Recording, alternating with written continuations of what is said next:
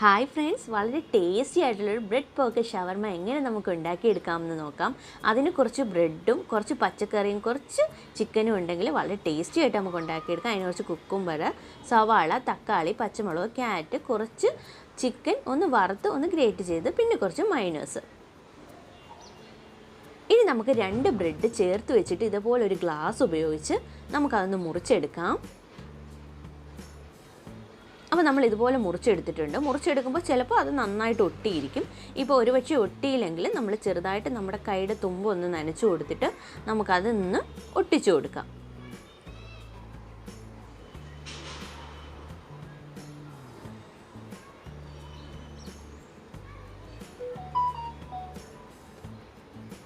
അപ്പോൾ ഞാൻ ബ്രെഡ് ഇതുപോലെ ഒന്ന് ഒട്ടിച്ചെടുത്തിട്ടുണ്ട്.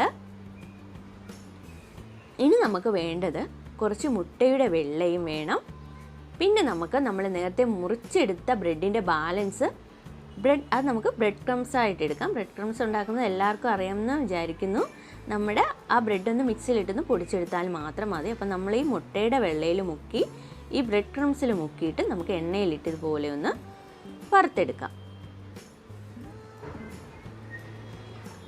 നല്ല ബ്രൗൺ നിറമാവുന്നിടം വരെ ഒന്ന് നമ്മളൊന്ന് ഫ്രൈ ചെയ്തെടുക്കാം.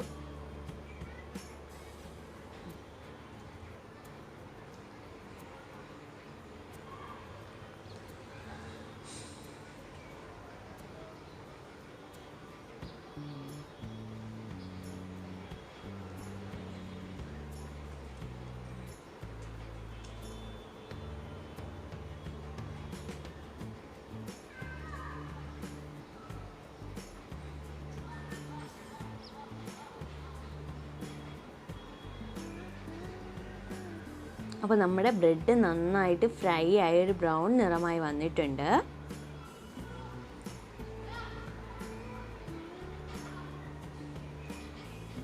ഇനി അത് നമുക്കൊരു പാത്രത്തിലേക്ക് മാറ്റാം.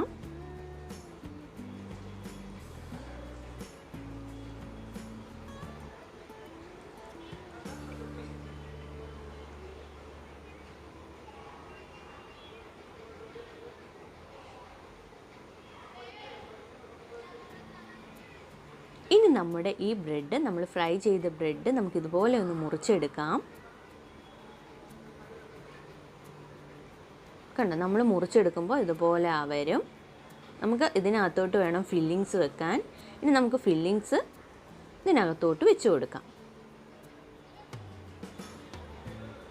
അപ്പോൾ ഫില്ലിങ്സ് ഉണ്ടാക്കുന്നത് ഈ പച്ചക്കറിയും പിന്നെ നമ്മുടെ മൈനസും കൂടെ മിക്സ് ചെയ്ത് അത്രയേ ഉള്ളൂ ഫില്ലിങ്സ്.